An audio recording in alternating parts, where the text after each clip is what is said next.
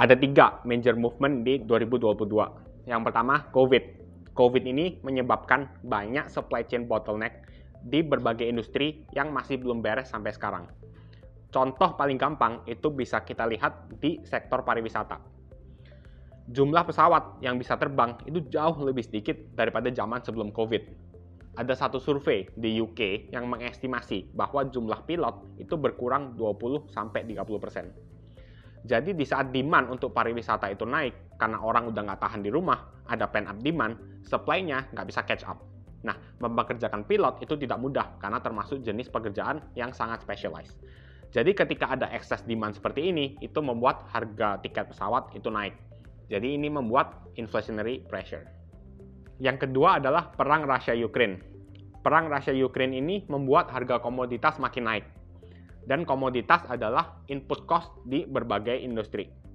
Rusia dan Ukraine adalah produser besar di natural gas, crude oil, coal, nickel, dan sunflower seed. Supply disruption yang terjadi karena perang membuat supply demand menjadi semakin tidak seimbang. Nah, Indonesia itu actually diuntungkan karena merupakan produser dan ekspor terbesar di coal, CPO, dan nickel. Poin nomor 1 dan 2 membuat inflasi itu naik. Ini memaksa The Fed untuk akhirnya melakukan penaikan suku bunga dan melakukan quantitative tightening. Nah, 3 hal ini akan menjadi the overarching theme, tema yang menjadi poin utama diskusi untuk semester kedua tahun 2022. Jadi ini perlu konteks. Benar bahwa Indonesia itu secara relatif lebih kuat. Ini ditunjukkan dengan performance JCI yang secara year to date masih lebih baik dibandingkan dengan negara-negara lain. Sebagai contoh, S&P 500 di Amerika minus 20%, Nasdaq yang merupakan tech heavy index minus 30%, Nikkei minus 10%, Korea yang juga merupakan tech heavy index minus 20%, Hang Seng minus 5%, Philippines dan India di kisaran minus 8 sampai minus 10%. Nah, hal ini dikarenakan Indonesia itu actually mendapatkan keuntungan dari kenaikan harga komoditas yang disebabkan oleh perang Rusia-Ukraine melalui 2 channel. Yang pertama dari sisi APBN. Indonesia actually mendapatkan penghasilan tambahan dari royalti dan pajak dari kenaikan harga komoditas. Nomor 2 dan yang lebih penting adalah dari trade balance.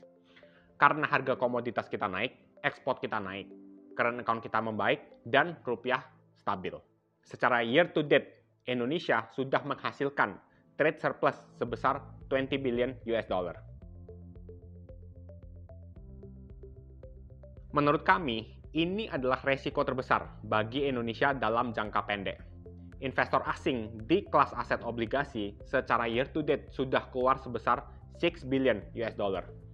Akan tetapi, kepemilikan investor asing di obligasi menurut kami sudah sangat light, di kisaran sekitar 16% versus di peak 40% di tahun 2019 pre-COVID.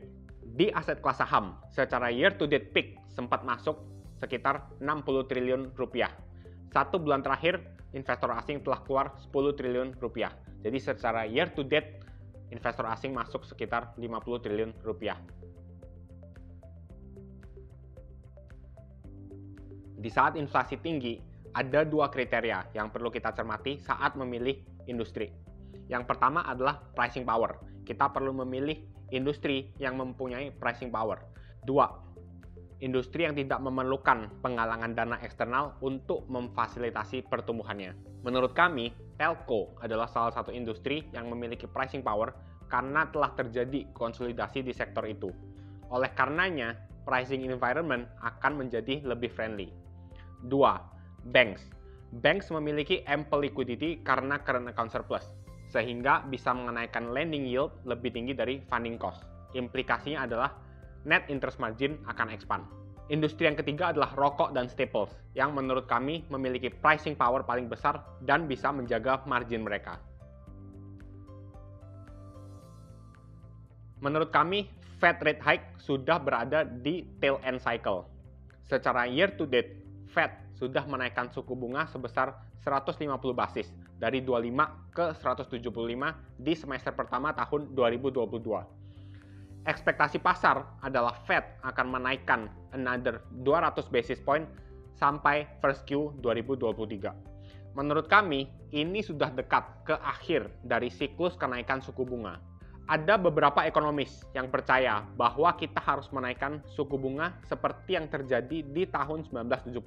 Menurut kami, Fed tidak akan menaikkan suku bunga sebanyak itu karena dua hal.